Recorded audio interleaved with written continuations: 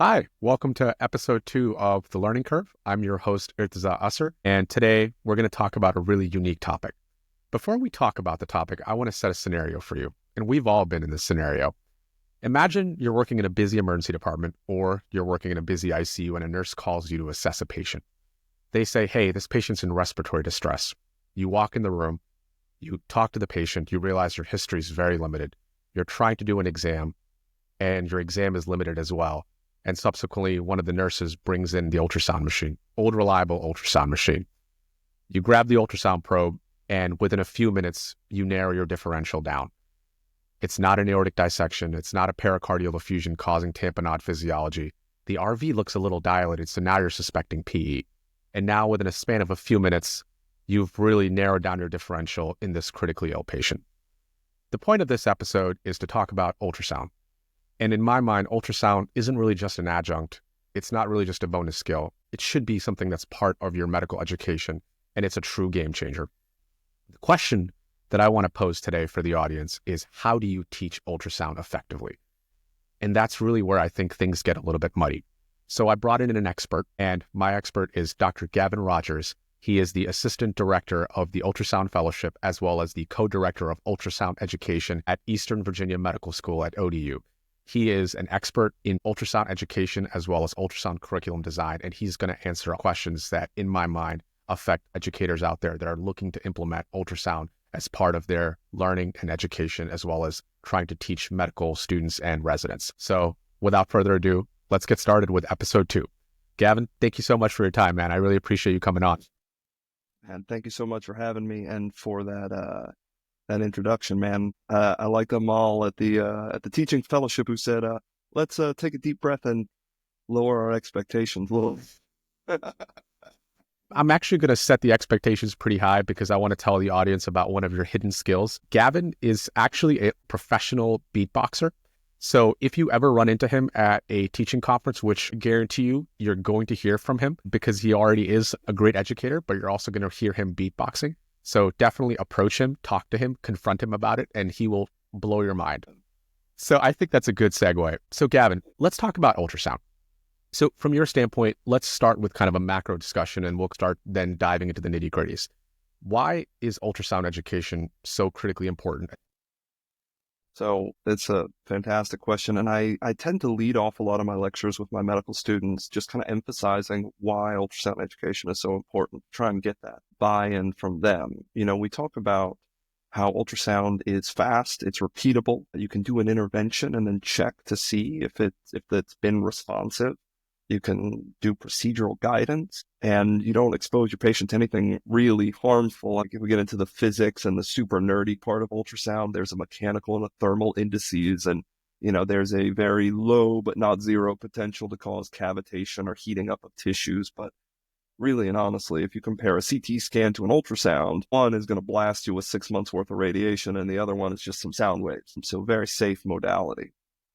When it comes to figuring out the clinical scenario, ultrasound makes you better and faster. And that's really the end of the discussion. Is I've got some papers up over here. We were talking about, I've got some cheat sheets, but there have been some studies. There was one in a critical care journal from 2013. There was another one in emergency medicine. There's one out of the European Journal for Heart Failure. And these are looking at ultrasound versus X-ray. And ultrasound is a much better test. I mean, orders of magnitude better, whereas our chest X-ray is sensitive about 40% of the time and specific about 99% of the time. Our ultrasound is sensitive about 80% of the time and specific about 98% of the time. So you don't lose specificity, but you gain sensitivity, which is super cool.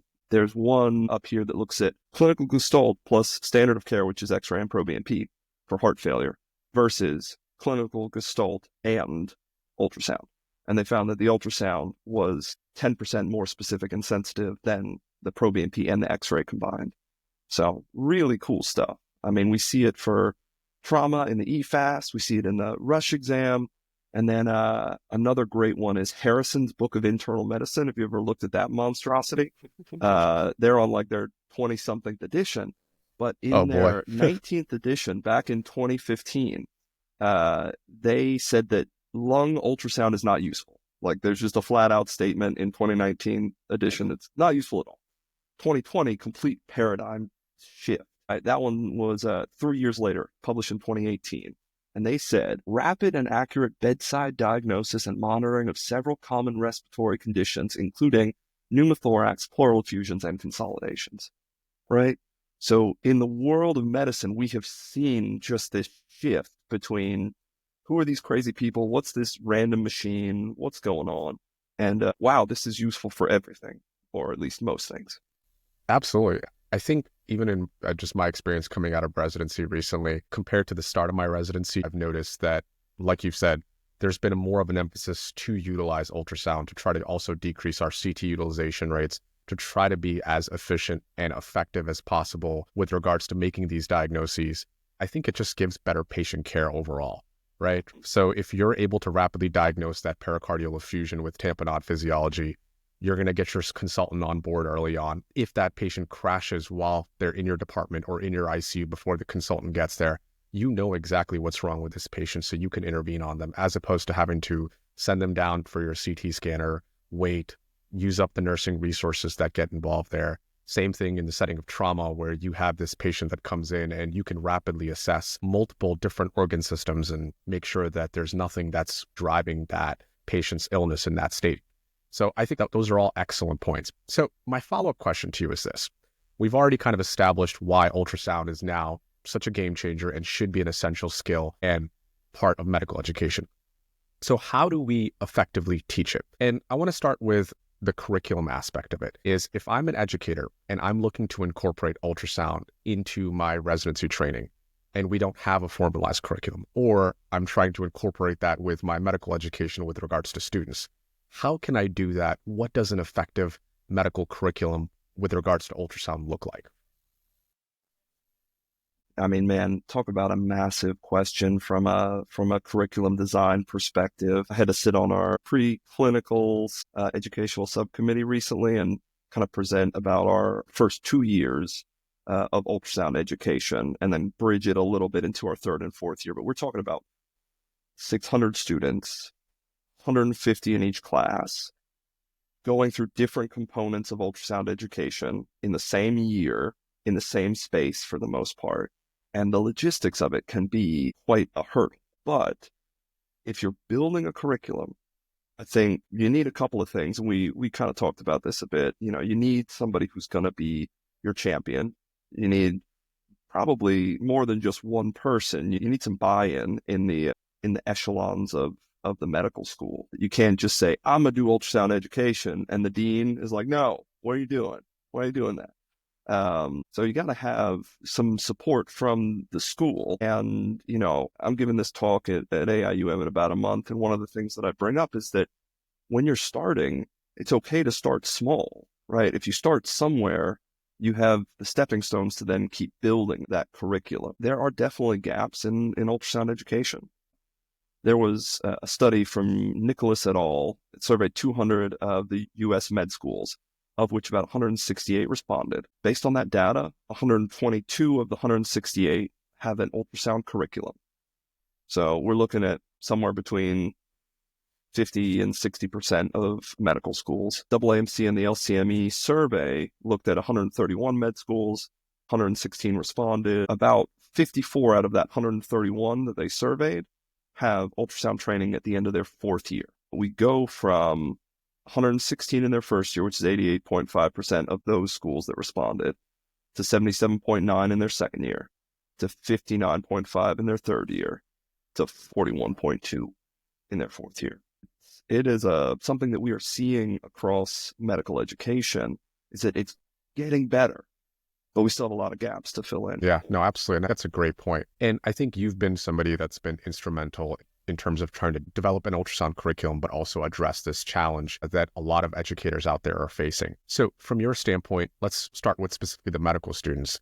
How have you developed a curriculum that you feel like really helps to elevate their knowledge base and sets them up for success with regards to ultrasound education? Yeah, so I came into this program that already existed and have just worked to strengthen and build it. I was a med student when it first started. And it was 3 machines in the back of the cadaver lab as part of the anatomy course. And it was just a station that you rotated through. So you would go to some pro-section models, you'd be doing your dissection otherwise. And then at a certain point, you'd pop back in and do some ultrasound. And we were literally in the morgue, man. This is where they kept the bodies. There were like drawers for the bodies, and we were in there doing ultrasound. And it went from that to the school has set aside a massive lab space. We have 20 stations, 20 machines, 20 TVs that hook up to those machines so that you have a big screen that I can see from the other side of the room how well you're scanning. And if I see a struggle, I can wander over and provide some feedback. So that institutional support, very important. There are sections to ultrasound. It's an interesting skill set in that it is, especially when used by the clinician, it's not just getting a pretty picture. That's probably the most technically challenging part of ultrasound, is acquiring the images that you need. And everybody's body's a little different. That COPD patient that I really want to look at their parasternal long axis view, their lungs may be so hyperinflated that I can't get it. And understanding, all right, that's going to be a challenge maybe in this patient. What are some of the other ways that I can work around that? So we've got an image acquisition. We've also got image interpretation. So, all right, I get the parasternal long axis view. We got that coding patient, or that peri-arrest patient that you were talking about, hypoxic, tachycardic, hypotensive, and the ultrasound, suddenly we see that dilated RV. Okay, we've got McConnell's sign, right? Dilated RV, thin akinetic wall, apex moving really fast. There we go. Yeah. And we say, all right, yeah, this person had a normal RV 2 weeks ago when they got their last echo, or a year ago when they got their last echo. They don't have known pulmonary artery hypertension. They just had a hospital stay 2 months ago, or a surgery last week, or whatever. This is probably a PE. And being able to identify the view and the pathology, and then the clinical decision-making that goes along with it, is super important. Really, that's kind of the skill sets that we're trying to build when we were refining our curriculum. So, and I think that's actually a cool and unique point that I just want to highlight for folks that are listening. From Gavin's standpoint, if you're trying to build a ultrasound curriculum that's going to be robust and dynamic for your learners, really, it sounds like there's 2 key principles that you have to focus in on and develop competency-based milestones around. Number 1 is image acquisition. So can your learners appropriately get the images that they need? And then number 2 is image interpretation. Can they actually look and understand what they're seeing? I think those are 2 really critical points that I think then can snowball into creating these standardized protocols and focusing on those standardized protocols that you can just constantly reinforce with your learners. So things like Rush, eFast, and Blue, if you have that baseline fundamental knowledge established, then you can start to create even more competency-based milestones with regards to those protocols. Gavin, is that an accurate assessment? Yeah, absolutely. I kind of look at it like learning anything in medicine.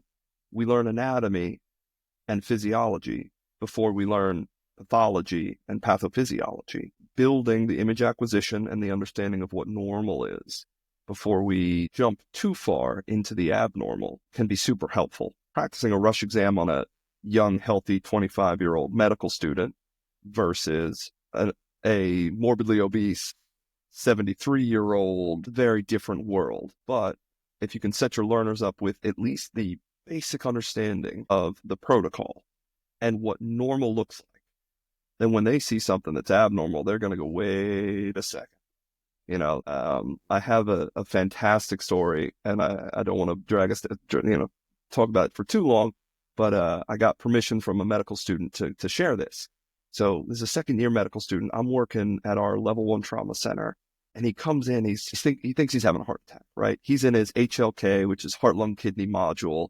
He's like, yeah, I was in the library studying. I stretched. I felt something pop. I start having this real bad chest pain. I think I'm having a heart attack. And I was like, I don't think you're having a heart attack, man. You're 25, 27, probably not that. But he was actually supposed to be in ultrasound lab while he was in the ER, and was supposed to be doing cardiac ultrasound. So I was like, come on, let's go. We popped into a room, we grabbed an ultrasound machine, started scanning him. Heart looks great, little hyperdynamic, so moving a little fast. We scan, I think we scan his right lung first, looks great.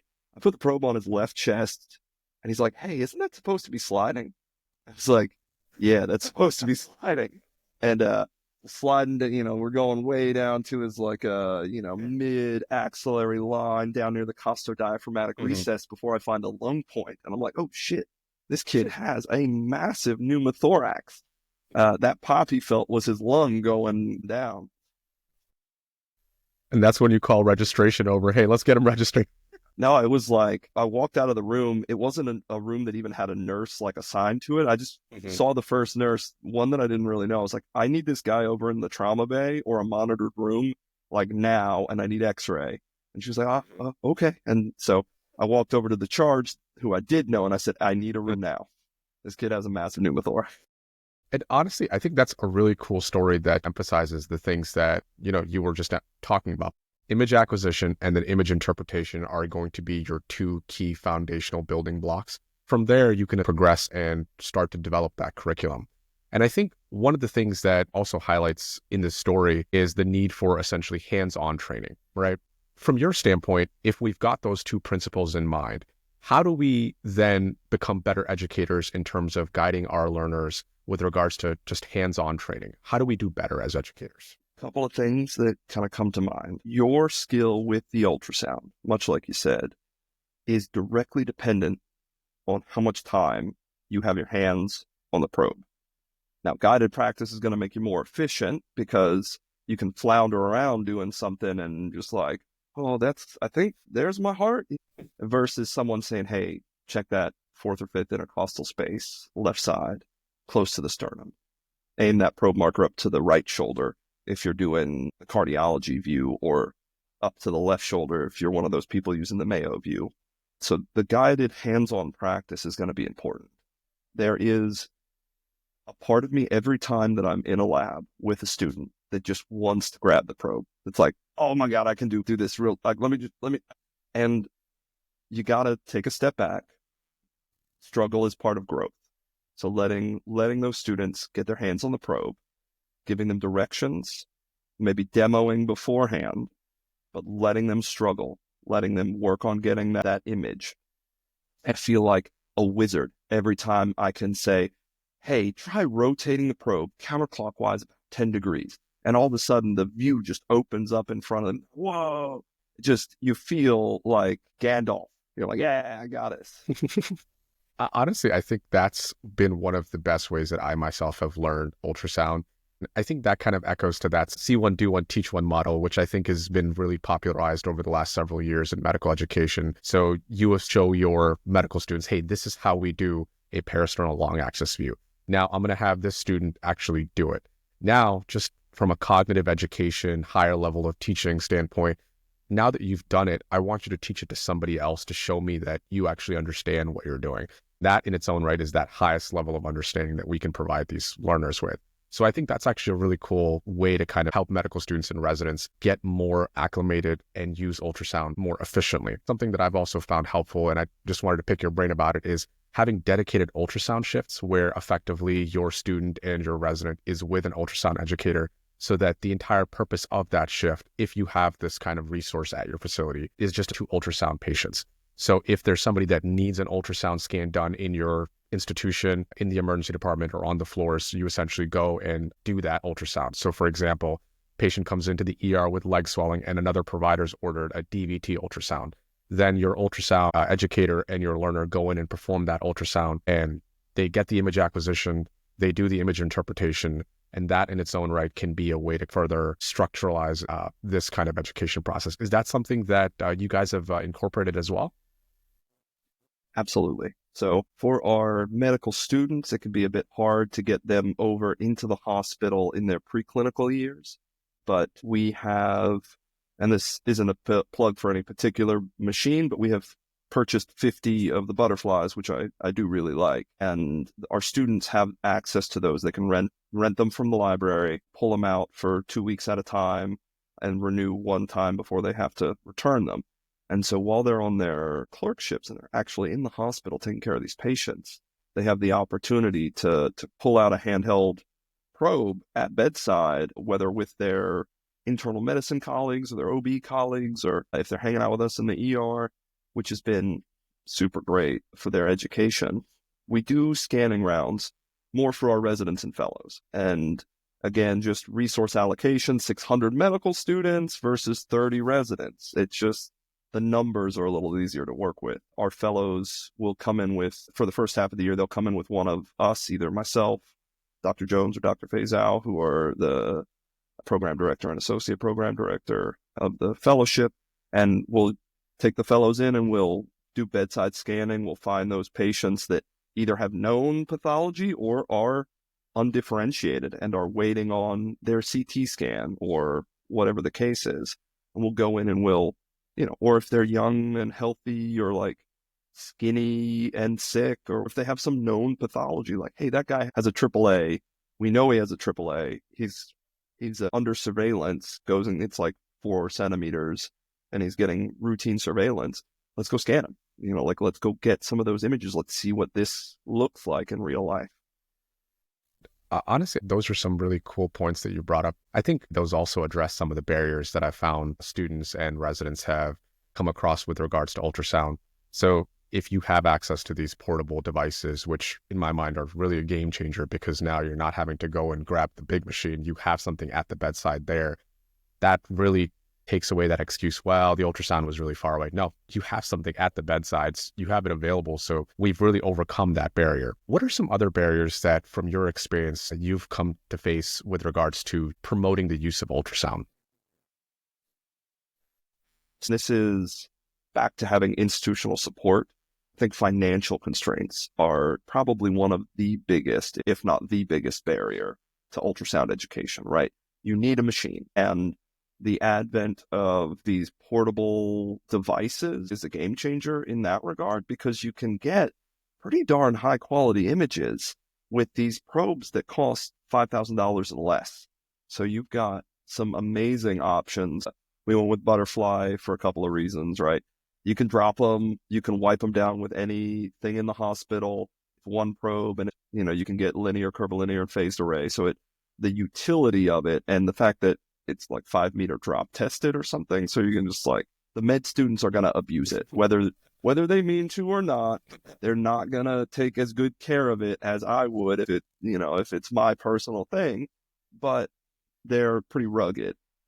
Clarius makes a great device. The Lumify by Samsung's pretty good. We have a bunch of them. We actually do have a bunch that are several generations old now. When we purchased those, again, kind of for the med students, and that was when I was in med school, it was a game changer. Like, you could check out a probe from the library and they gave you a little Samsung tablet, because they only worked with Samsung, at least at the time.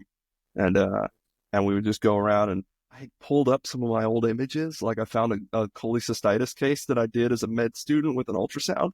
Man, I did a bad job. That's awesome. So what else? Faculty training and availability, right? So your residents aren't always going to be on shift with someone who is POCUS trained. I have some of my partners, some of my colleagues who are like, yeah, we use the ultrasound for the fast, and that's about all I know. It's not uncommon that I'll get pulled by one of my peers, like, hey, I did this ultrasound. I think this is a pleural effusion. Can you just verify? I just want to make sure there's not a big sac around the heart that I might need to intervene on. So having the people available is definitely a challenge. I think we will see that change in the course of our careers as ultrasound permeates more into the pre-residency education, into medical schools, and then continues to be a part of medical training and education in the residency side, and even expands past just emergency medicine. We're getting our colleagues in family medicine and internal medicine and surgery who are doing more and more ultrasound and asking for help and saying, hey, hey, we want to incorporate this. How can we do this? Do you have time in your schedule to come give us a lecture or do some hands-on teaching? Yesterday, we did a CME course for our hospitalist colleagues, and had about 10 of our hospitalists that we spent 8 hours with, training them up on some basic echo views and lung ultrasound and basic abdominal ultrasound, things that are game changers for our colleagues. Yeah, absolutely. I think those 2 points, specifically about having faculty experts as well as machine availability, I think were two of the most common barriers, and you've really offered a lot of great insight into that. One of the other things that I've run into before, and I'm just curious to get your thoughts on this, is this fear of misinterpretation as being a barrier towards utilizing the ultrasound. So educators saying, hey, you know what, I put the probe on, I really wasn't sure. I also didn't want there to be any medical legal issue with regards to my interpretation. How do you tackle that barrier? So I think that we've got a skewed perspective on this. I like Miss Frizzle, take a chance, make a mistake. But even more than that, if you look at, in emergency medicine anyway, if you look at the medical legal side of things, there are far and away more cases for failure to perform than there are for misinterpretation, right? The legal society is more willing to forgive a bad ultrasound than they are a delay of care. And I think that point right there, last time I did some research on it, there were 19 cases that were successful, not just settled or not just brought up, but were actually successful against the emergency physician. All 19 of them were failure to perform and delay of care. I think we need to get into this mindset that it's okay to mess up, but it's not okay to delay care for these patients, right? I looked at the heart. I'm concerned there may be a pericardial effusion. So I called cardiology and we got a stat echo now, as opposed to, I don't know why this person is hypotensive. I'm waiting for the CT scan that's 3 hours away. I work at a level 2 trauma center primarily, and our radiologists are great. We get reads back fast. We get CTs done pretty quick. But when I work over at the level 1 academic place, our CT scanners there's 3 of them for the whole hospital. One of them is always broken. It's just a crapshoot as to which one it is. We have our radiology residents doing the reads that are then checked by their attendings. And so it's a little slower, and that's understandable because we're in a learning institution. But if I order a CT scan for a kind of not so good looking patient that I think is stable enough to go to the CT scan, but I got to wait 4 hours for it, right? There's a massive risk with that move versus this patient looks like crap. I grabbed my ultrasound and I did a rush exam to try and figure out why. And even if I don't find anything, I did something. I tried. Yeah. Heaven forbid I missed, something important, like I didn't see the dissection flap. And it's like, well, ultrasound's not perfect for dissection. Everybody who works in ultrasound knows that. It's very specific. If you see it, it's there, but it's not necessarily super sensitive. And so therein is the mentality and the mindset that I think needs to be shifted. Honestly, I think that's a really unique way to essentially kind of frame that problem. You're right. There has to be a mindset shift in terms of, hey, even if I'm wrong, at least I'm utilizing this ultrasound to try to help my patient. Like you've said, from a medical legal standpoint, the risk is more so in not doing the ultrasound as opposed to doing an ultrasound where you're not 100% sure. One of the things that I think you highlighted as well was from a quality standpoint, if you actually save your images, you can also get feedback from whoever is your ultrasound champion later on, and that can be a way to do quality improvements so that the next time you're in that situation, you're even better equipped to try to tackle what exactly it is that you're seeing. So if you, let's say hypothetically, you're not sure if it's a pleural effusion or if it's something else, you save that image, but then afterwards get feedback in terms of, hey, this is actually what you were looking at. That's only going to help set you up for success and give you more confidence in what you're doing. Just to echo that point one more time, from an ultrasound and medical legal standpoint, there's more risk with regards to not doing the ultrasound as opposed to doing the ultrasound and not being sure of what you're actually looking at. I definitely want to highlight that point. Now, I just wanted to segue to one other topic that I wanted to touch base with you on is, what are some good resources that are out there that you would recommend to folks that are looking to start up their ultrasound curriculum that are just not really sure, hey, where can I get started? What are some good tools that I can use to help myself create a robust curriculum for my medical students or my residents? Yeah. So I will say one of the wonderful things about it is that there are resources everywhere. Part of the trick is actually finding the ones that are going to be the best, because unfortunately there is some misinformation or some old information out there. As a quick side, diastology. There's a lot of places that teach diastology, which is, diastolic heart failure and the evaluation thereof. But there was an update in the guidelines from the American Society of Echo back in 2018.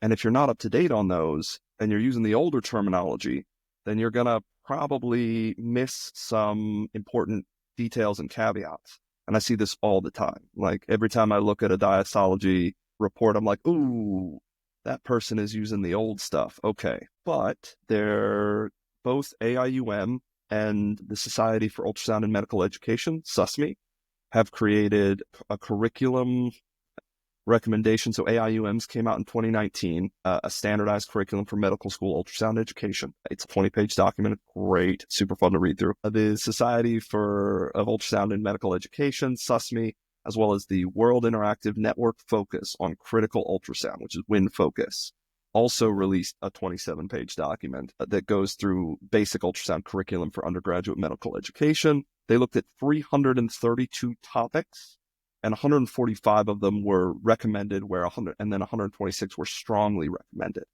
So those are some great resources to say, okay, what should I teach? And what's kind of backed up by these ultrasound education societies. And then when you start focusing in a little bit more as far as, all right, I'm outside of medical school and I want to get better. What are some resources that I might take advantage of? I think Dr. Avila from Core Ultrasound has done just an absolute wonderful job. I've been watching a bunch of videos from kind of curating some asynchronous content for my fourth year medical students. And these are 5-minute videos. They are very well done. They show you the scans. They highlight a lot of the important stuff. I've got a little notepad that I'm taking some notes on, and I want to send some feedback. Like one of the links is broken, but also just like a huge thanks for putting that stuff together. Super great. But there's another Third Rock Ultrasound group that does a lot of cool stuff. SonoSim, we actually used in our med school for a long time. They have a trainer model and a scanning thing, which I'm going to be honest with you, I don't love it. But they have a bunch of asynchronous videos that are very well made. It was a little cost prohibitive, and so keep that in mind.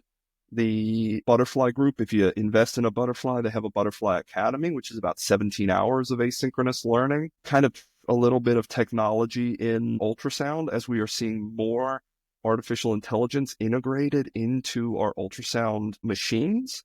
You can get feedback while you're scanning with these AI protocols. It's like, hey, this image it's a red, yellow, green feedback, at least for Butterfly. It's like, oh, your image is not where it needs to be. Keep adjusting. And then they'll give you like a little green, like, you got it. Good job, Mark. So as we see more of those kind of protocols and this active, immediate image feedback from the AI side of things, I think those are going to be game changers for ultrasound education and for developing that image acquisition. Awesome. Those were a lot of wonderful resources. What I'll do is I'll link some of those in the show notes. So for any listeners out there that are looking to dive into anything that Gavin is recommending, it'll be there in the show notes. And you guys can utilize those incredible resources to help your educators as well as your learnees try to get better at utilizing ultrasound. My final question to you is this. What are the 3 key big takeaways that a first-time listener can take from this episode and incorporate into their ultrasound education? So I think when building a curriculum, you've got to have support, whether it's support of the institution, support of an ultrasound champion or someone who's going to be an expert in that field, or the financial support, right? Those are all an important sort of number one. Like, I got to have people in my corner who are going to back me up. I can't just go out and do this on my own. Number 2 is that your skill with the ultrasound probe is directly related to the amount of time that you spend using it. And so if you're out in clinical practice, or if you're a resident, or if you're a med student and you're listening to this, like, get your hands on the probe.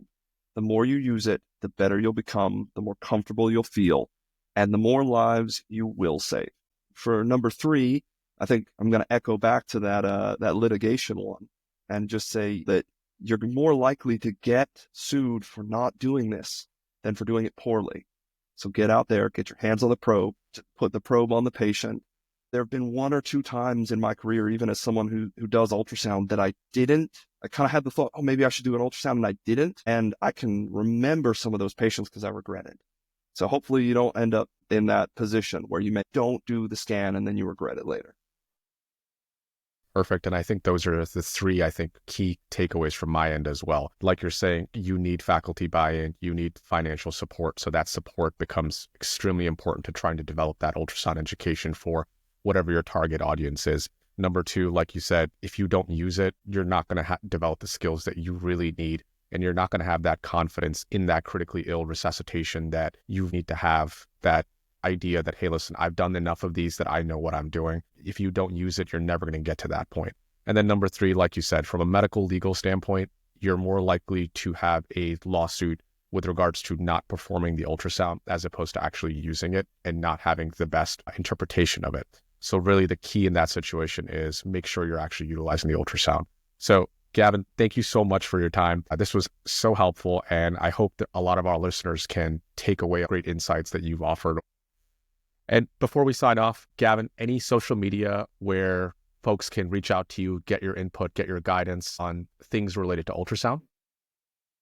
Yeah, so I run kind of a quasi-anonymous Instagram page. It's ultrasound_nerd, because I don't need my face on this stuff. I just want to show cool ultrasound and give people some tips and tricks. And so check it out. Drop me a follow, and I'll try and post some fun stuff every week. Nice. So now we know who's behind the account. So your secret's out there, man. We know the man behind the mask. Yeah. That's awesome. Well, hope you guys enjoyed this episode. Looking forward to continuing the conversation. If there's anything from your standpoint that you guys are doing differently with regards to ultrasound and also tackling those barriers, please share with us in the comments, because we're all trying to get better as educators. And my hope is that we can continue this conversation. Let's keep going. Thank you guys again for joining me. See you guys for the next episode.